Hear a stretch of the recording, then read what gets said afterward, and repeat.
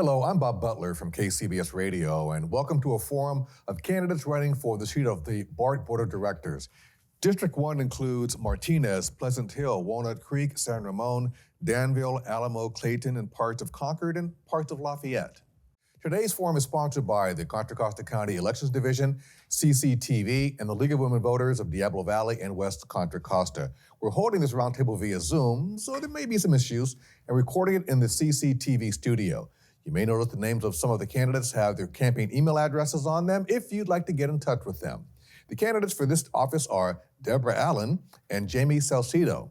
While the time is not monitored, please be mindful of the length of your answers so that we can give both candidates the time to tell the voters their thoughts and platforms. So let's start off with Deborah. If elected or re-elected, what's your top priority?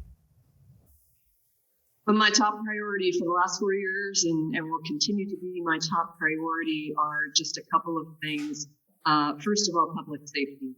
It is imperative that we make sure that riders are safe in our system, and not that they just feel safe, but that they are safe. And I've been working hard on this for 4 years. I'll continue to do that. In addition, the financial state of BART is very critical. We're in a crisis right now after the pandemic has gutted a large portion of our revenues. So we have some serious financial issues to work through, and I think that I'm very, very experienced in that area. Jamie, you have some transportation background. What's the first thing you do if you get elected? Well, I think in terms of the first thing that I would do is just get to know what people in this district want me to work on. And, I'm starting to have those conversations, and it's really helpful to hear what everyone has to say and to get to know the staff and the other directors and what they've been working on. It's important for me to be able to listen to what everyone has to say. I think I agree that public safety is absolutely critical. And I want to work toward how we comprehensively address those safety issues and really think about an entire safety team to address things like homelessness with homeless outreach teams and mental health counselors and a lot of different individuals and agencies and nonprofits and counties and cities who can help with some of those issues, in addition to the law enforcement that we have on BART. All of those different components are important to work together. And so that's something that, I want to make sure that we can bring people together and effectively really get things done, because we have seen over the last several years, the violent crimes have increased on BART. And so that is a major concern. And I want to make sure that we're actually doing things to get policies and procedures in place to effectively address those issues. Deborah mentioned this briefly, quality of life. How are you going to solve that issue of homeless people basically riding BART from one end to the other, sometimes taking up multiple seats, sometimes, leaving a mess behind? What do you do about that? Yeah, it's a challenging issue, and it causes a lot of discomfort for many riders. And unfortunately, we could bring officers in there to kick them off the trains, but that doesn't solve the problem. They're just going to get back onto the train, or they're going to go to the next station, or if they do engage in some sort of a criminal activity and get apprehended and have to go through the judicial system, that costs us a lot of money to go through that. And so we have to start looking at the root cause of the problem and actually address homelessness as a greater issue. And it's not something that's easy to do.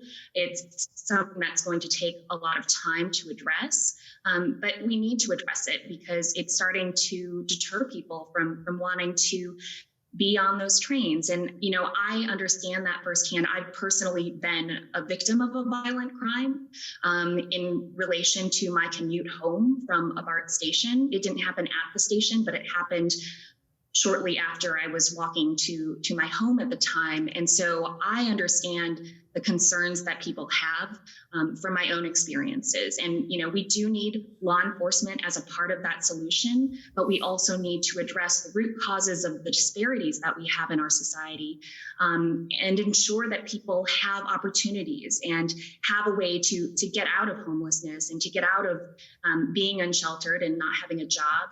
They need opportunities, just like we all do. And that will make a bigger difference in solving that problem long term, rather than, just kind of kicking it down the road by kicking people off the trains. That doesn't solve it. Yeah, Deborah, you're on the board. I know this has been an issue that's been before the board, several times.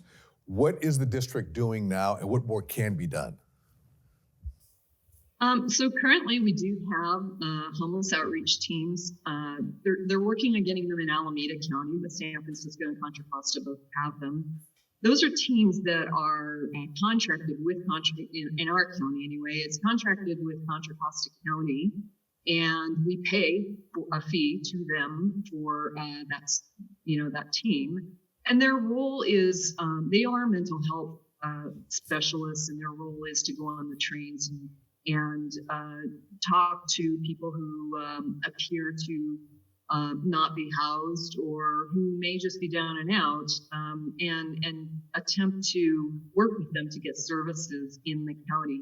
Look, at the end of the day, this is our problem to deal with and work through. But the city, we can only do as much as the cities and counties provide services for. And here's a really good example. So let's say that we do go through with police officers and kick all the homeless people off the trains. That is not what happens. There is a ticket check at the Embarcadero station right now, where they do scan every person for a ticket, and police officers do escort people off of the trains there. Many are unhoused, and many are not. But at the end of the day, you're right, they do keep coming back on the trains, but we can only do as much as cities and counties can provide services for. So from my perspective, the better answer there is to enforce our fair, our proof of payment and our fair regulations that people do have to pay to get on the trains. The people who pay to get on the trains expect that out of us. And so what we have is a problem in our fare gates. We need to do fare gate replacement and station hardening. That will solve a portion of the problem, not all of it, but will greatly diminish the number of people who camp out on the trains all day. But at the end of the day, we have to be working with cities and counties, and we as voters have to be saying, how do we address this problem as a society? It's not really transit's, it shouldn't be transit's number one focus to solve the homeless crisis. We can't do that. We have to rely on society to come up with solutions for housing people who are unhoused.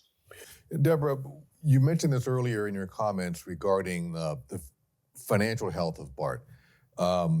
Given the fact that more and more companies are foregoing their brick and mortar offices in downtown San Francisco, will BART ever get back to the pre-pandemic ridership? Eventually it will. The question of the day is, how long will it take? And there are, most of the people looking at this are right now saying at least a couple of years, maybe longer, maybe never back to the level that we were at. 425,000 people per weekday were riding BART. We may never get back there in the very next 5 years, or we might. A lot of this depends on the economy, and it strongly depends on the city and county of San Francisco. Will the city and county of San Francisco change some of its problems and work through some of its problems that are driving its employers away? The pandemic sort of escalated that as employers found new ways to have people work from home. So there's a lot of unknown right now, but one thing is known: we have a severe revenue problem. And what that really means is we've got to start addressing the costs of this system, how we operate, and figure out real fast how to get a lot more efficient because it doesn't appear that the federal government is going to continue to bail us out. We received $377 million this year already for the deficits of fiscal year 20 and now fiscal year 21. And all the signals we are getting is, wow, there's, the governments don't have the money to continue that level of funding. So we have to find new ways. Yeah. Jamie, let's say the ridership never does recover to the pre-pandemic levels that we talked about. Now, then what? Well, I believe that ridership will return to pre-pandemic levels. I think it may take some time because it's going to take a while for employees and employers to feel comfortable with the prospect of people going back to work. That's not something that's going to happen overnight. It's going to take time. And I think there will be some behavior changes in terms of remote work, given people have become accustomed to that now. But I do think that, the economy of the Bay Area is going to rebound, and we are going to see ridership increase over time. And we need a vibrant transit system to serve the Bay Area. We have to fight for it. There should not be any excuses for not being able to serve our community with a thriving transit system that is reliable, that is clean. And BART just received $1 billion from the federal government to invest in the infrastructure. So there is funding that's coming in that will help to improve the future of BART. It'll improve the efficiency of the trains going through the Transbay Tube at a faster rate. And we have a new fleet of cars and a new control system. There are a lot of good things happening that I think will help support BART and encourage people to use it, because some of the deterrents are a lack of reliability. And if we can ensure that we invest in the infrastructure, we increase reliability, the trains come on time, and because we can have more trains, they're maybe less crowded, I think those will all help in terms of rebounding the ridership. Now, if that were to happen, that we would never get the ridership back to where it was pre-COVID, which again, I don't think is realistic in the long term, but it might be some time. And if that is the case, we're going to have to really take a hard look at the level of service that we're able to provide given the budget. We do have to balance the budget, and we have to look at all areas of where we can find the revenue and cut costs. It's a balance, and I think it's interesting that the incumbent in this race actually voted against establishing things like the $10 million a year pension trust. She was involved with initiating that, but actually voted against it when it came up for a vote on the board of directors, and also has voted against things such as, renting out surplus space at the BART police headquarters for other organizations that brings in, more than $600,000 of revenue each year. So I think we need to look at a variety of solutions in order to balance our budget. And that might include working with our partners on the labor side of things and thinking about what we can do to cut costs in the future. Deborah, your response to that? Sorry about that. On the pension trust, I was actually the person who brought that idea, not the trust, but the idea of BART starting to put away money to pay for over $1 billion of accumulated unfunded pension and OPEB liabilities. That was my issue when I first started with BART, because I spent 6 years on the Contra Costa pension board. And BART was accumulating these debts and not doing anything about it. So I worked with another director. We worked with the general manager and staff, looked at options. We had two options in that issue. We could establish a separate trust aside from CalPERS, and we could put money into that trust, but that trust could be rated at some point in the future to pay for operating expenses, to pay for current pension contributions in any year that BART had a deficit. And this is being discussed now taking that money back out of the trust. My program that I had hoped BART would adopt, and what I argued for very hard, is to have that money actually pay down the debt.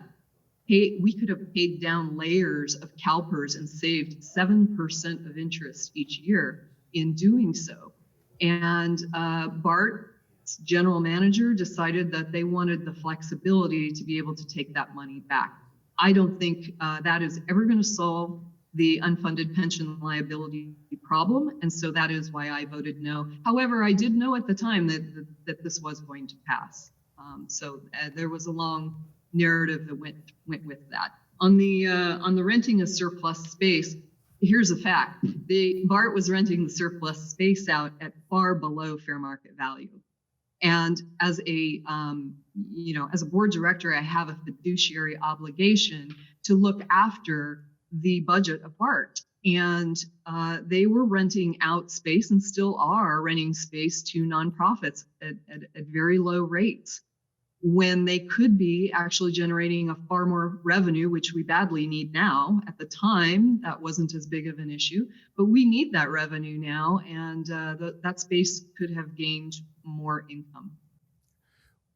One of the issues, especially here in Contra Costa County, specifically East County, is the issue of the BART station. We now have the Antioch station, which before the pandemic, parking was a big issue there. Now they're building another parking lot. Do you think that parking lot, Deborah, is going to be filled once we get back to normal? Because with ridership being down the way it is, that's, I think, another 1,000 spaces. Are they going to be filled up? Yes, so right now, no, they're not. And we've got empty parking lots everywhere. We're only carrying 12 to 13% of our normal ridership. So this goes back to the question of when will things return? If they never return to normal, I mean, if we even continue at 50% of ridership, then we may find that new Antioch parking lot might be surplus. But here's the thing: that parking lot was planned for becoming a parking lot before the pandemic, and the money was allocated to it. So I think we will get to a point where those spaces are used, and we'll get to a point where all of the spaces are used, except maybe the ones that are owned by, where in Walnut Creek we have a parking lot owned by a developer that is charging $18 a day. And we may find that will be the last to fill up. Yeah, I can imagine. As somebody who uses the Antioch station and couldn't find a parking spot, it has been a big issue. Jamie, Yeah. The Antioch station, people in Antioch and East County are glad to have it, but they still get kind of ticked off when we see BART going to San Jose, when Santa Clara County never was part of the district. What do you say to those people? I think it's a fair criticism and a concern.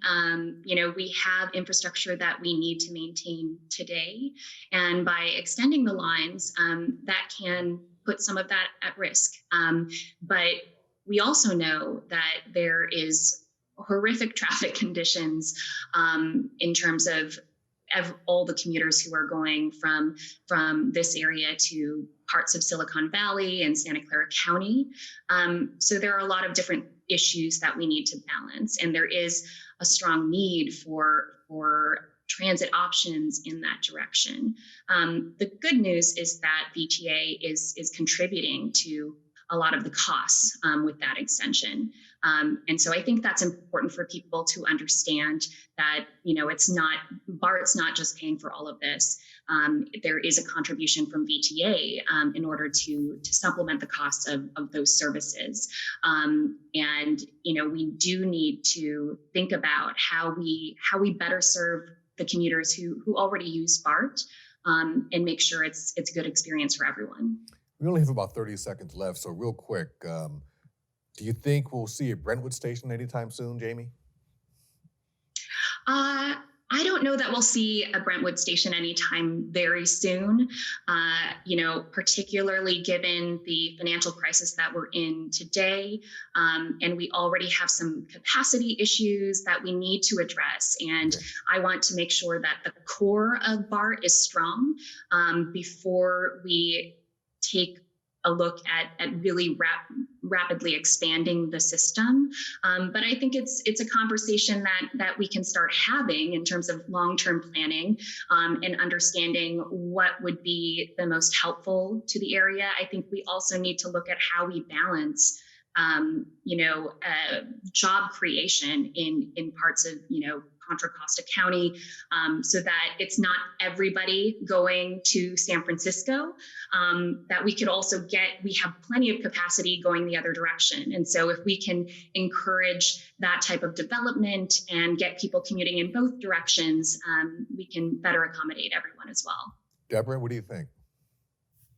Yes, so that is the right answer. The jobs housing balance is critical in our county. It's the exact opposite in San Francisco.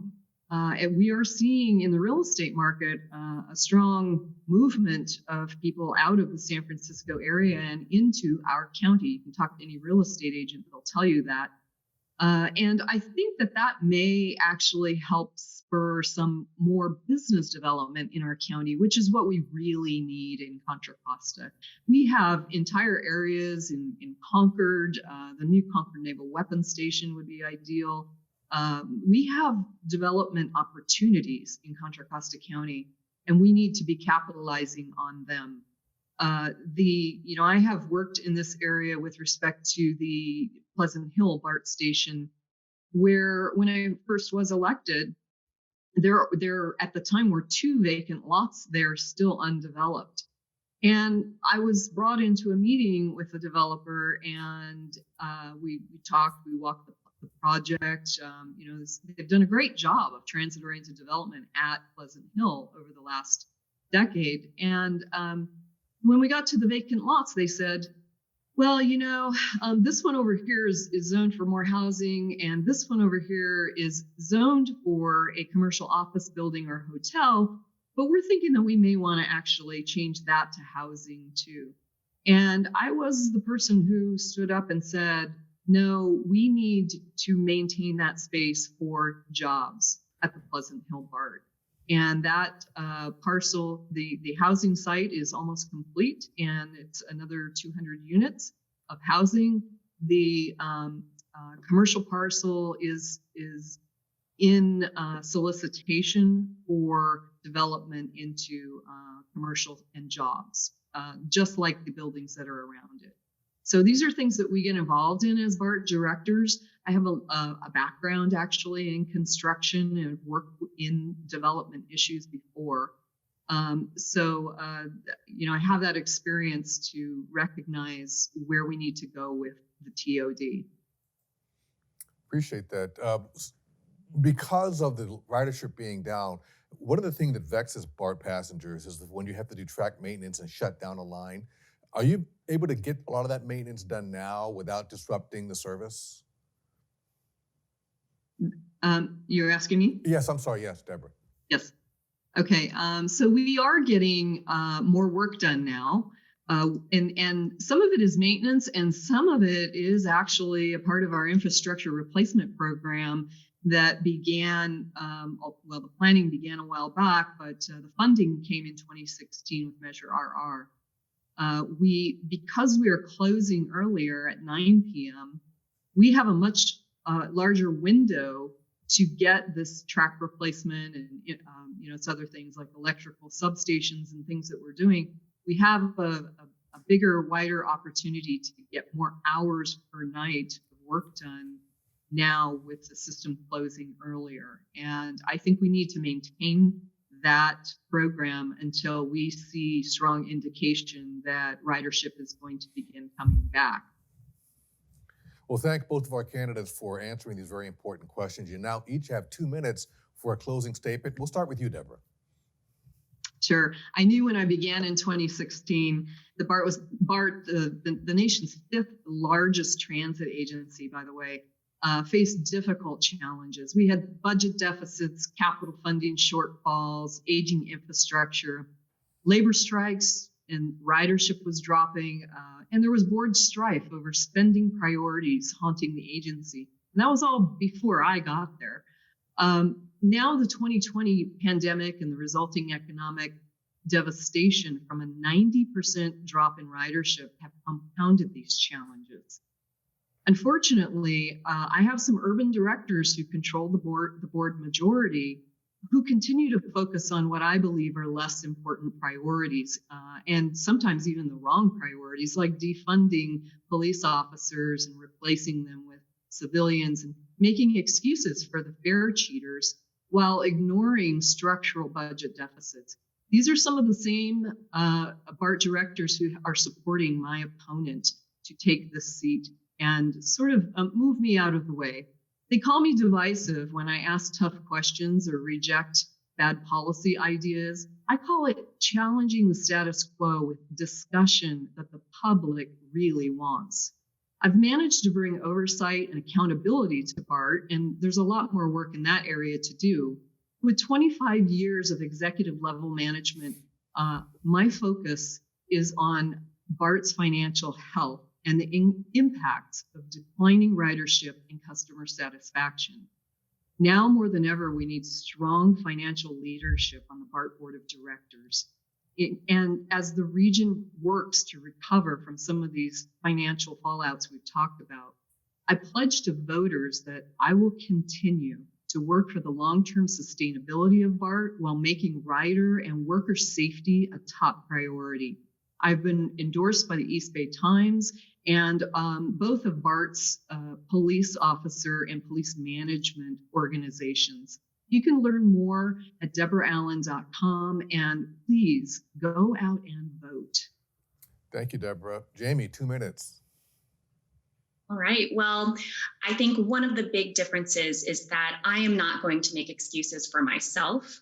As a leader in an elected position, you have to be held accountable for the results, not just your statements, but what are the outcomes? And as a regular BART customer, my priorities are the same as yours. I want a reliable system that shows up on time, where service isn't disrupted. I want to get on a clean train. And with COVID-19, I want to know the trains are disinfected regularly and they're well ventilated. As someone who was the victim of a strong arm robbery near a BART station, I want to be sure I'm safe on BART and in and around the stations. Do you feel as though the last 4 years, things have gotten better? I feel like we need to start making progress, and I want it to be easy to get to BART. If I can't go to BART quickly and easily via transit, I want to be able to find a parking space. There are many investments we need to make to increase capacity, frequency, reliability of the trains. BART is such a critical component of our transportation system and key to keeping single driver vehicles off the road to reduce congestion and greenhouse gas emissions. And I have the education and experience as someone who has studied urban design, has worked in urban design, and worked on transportation projects, including how to make a BART plaza safer. To effectively represent District 1, we need someone who really understands the issues and will collaborate and build consensus with the rest of the board and the staff. I am endorsed by a majority of the BART Board directors, not just a key few. 6 of the 9 have endorsed me. Congressman Mark DeSaulnier and retired Congressman George Miller have also endorsed me, and many local elected officials. So I welcome your vote, and I am just thankful to have this opportunity to serve the public. Well, thank you. That concludes our forum of candidates running for the Bay Area Rapid Transit Board of Directors on November 3rd. Once again, our candidates are Jamie Salcido and Deborah Allen. For more information on the candidates, visit www.votersedge.org. The Elections Division has set up multiple drop boxes for your ballots around the county. For the one nearest to you, please visit www.cocovote.us or call the office at 925-335-7800. Thank you for watching. The deadline to register for this year's election is October 19th. And don't forget to vote on November 3rd. Thanks very much. I'm Bob Butler.